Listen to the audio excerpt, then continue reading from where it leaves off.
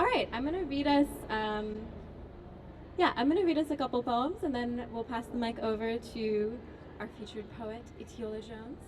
And these are little poems. I can't hear you from over here.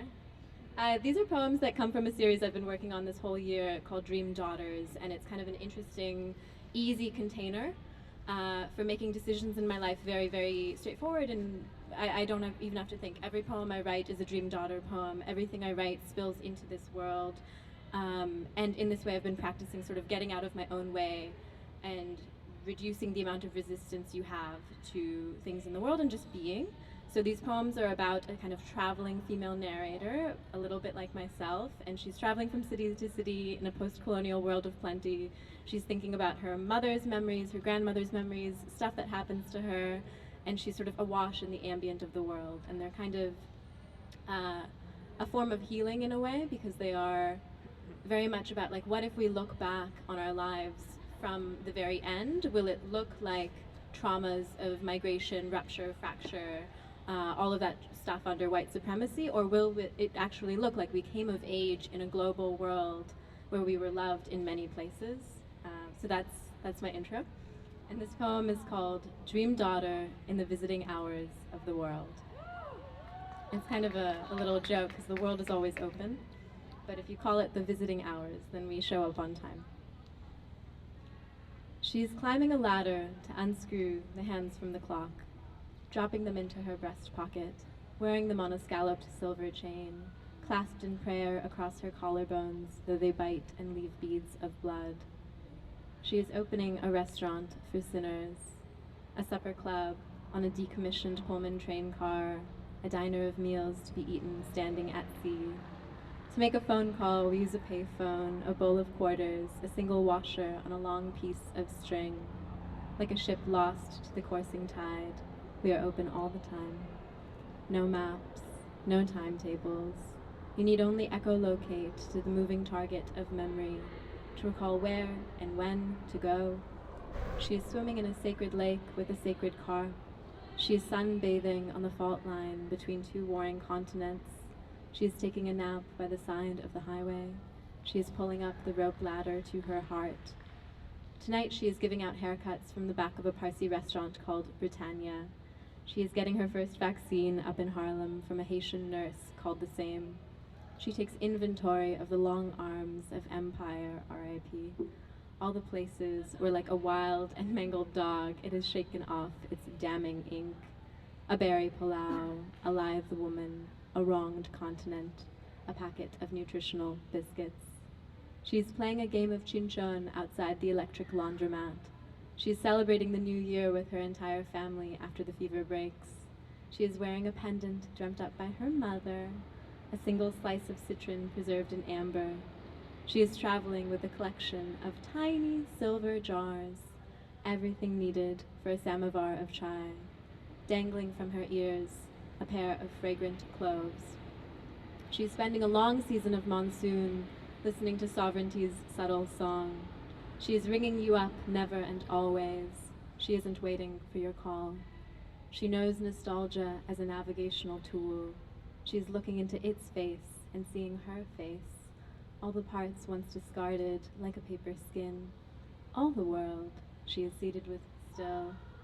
She is trying you tonight from a rooftop in Delhi, where it is already tomorrow morning. She is stepping into a future, swift as the ticking clock.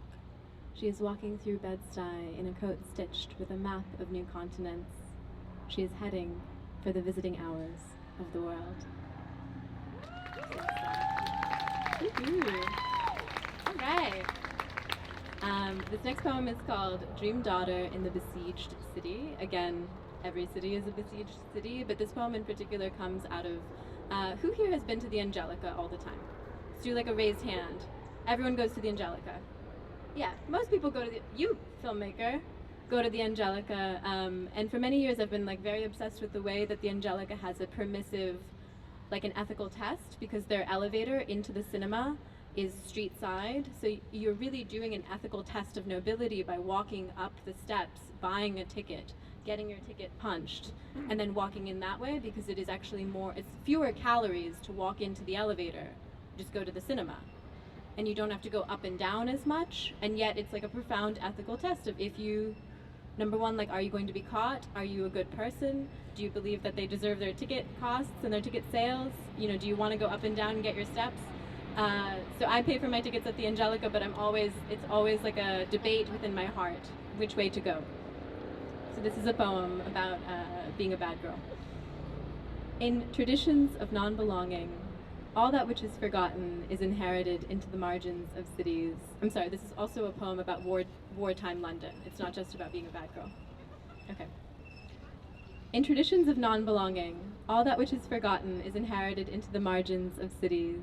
And in this spirit, she is boarding her friends onto the Angelica's street-side dumbwaiter, acting both tour guide and station agent of girlhood degeneracies, telling a story about the day they built the West Side Highway, over wartime ruins of London, Bristol under siege, broken schools, pubs, libraries, cinemas, scattered across the world, ferried away as ballast in the hold of a ship, how each city carries the ruins of another, how a ruin is only time taking a detour, and detour the name of the shores on which we built our home.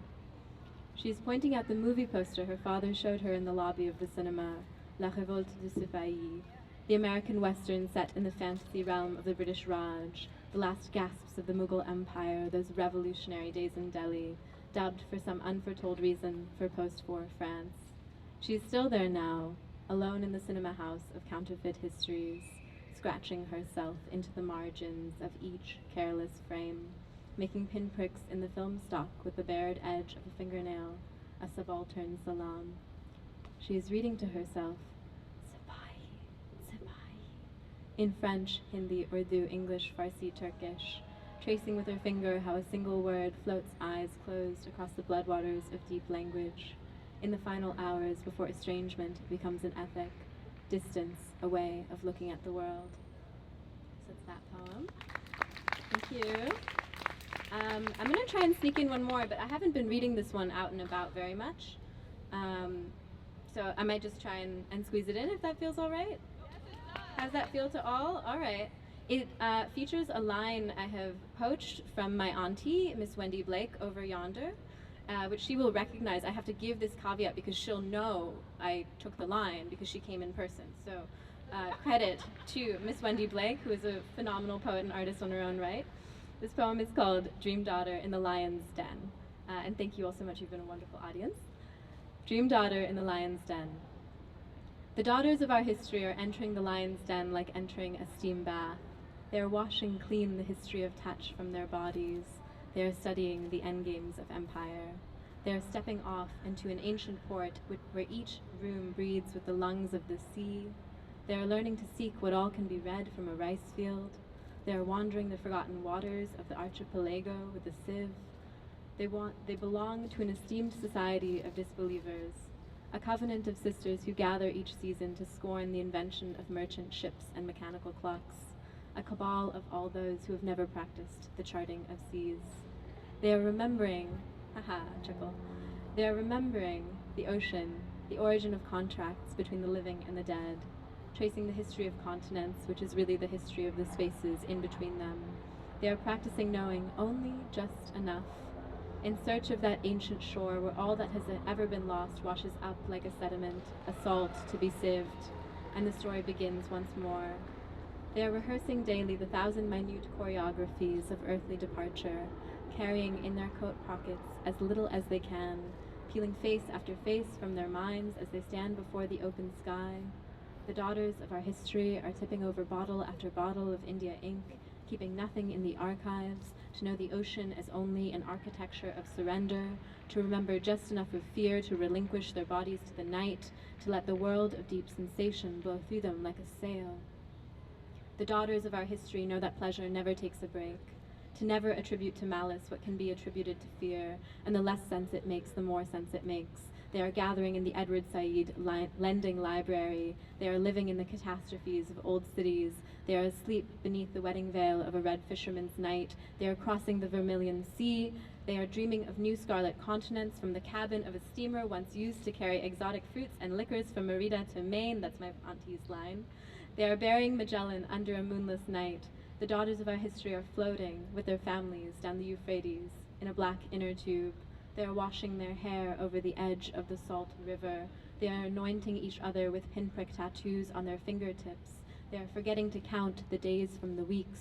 They are letting the earth's rotation carry them all the way from Anatolia to Basra, below the river's surface, a city rising from a mountain of gold. They are looking into the full moon's face on this ink-black night and remembering the lion's voice, the lion's face, the last time they spent an evening locked in her embrace. If you can't win the night, win the night, win the day, win the night in its place. And after a year of celibacy, they are smelling a man as they brush past him on the street. They are entertaining the devil and his deck of mirrored cards, asking themselves when did desire and fennel collide, and they are standing at that unanticipated precipice, the last of the Hindustani tea shops, readying their bodies for annihilation, their nightly transfiguration into a flock of 1,000 birds. They are descending an elevator from the Belle Epoque, yet another name for this time we spent together here by the sea. They have found themselves once again at the mouth of the lion's den, their hands halted at the gates, recalling how once, against all instinct, they had reached into her mouth, snatched out all her teeth. At last, they are standing in a hotel by the seaside with a beautiful man in a beautiful city. They are recalling the history of transgression in between them. They are taking 2 steps forward like mounting to the gallows, the world so full of lovers, each one of them trembling. Thank you. Okay, thank you all. And now it is my one...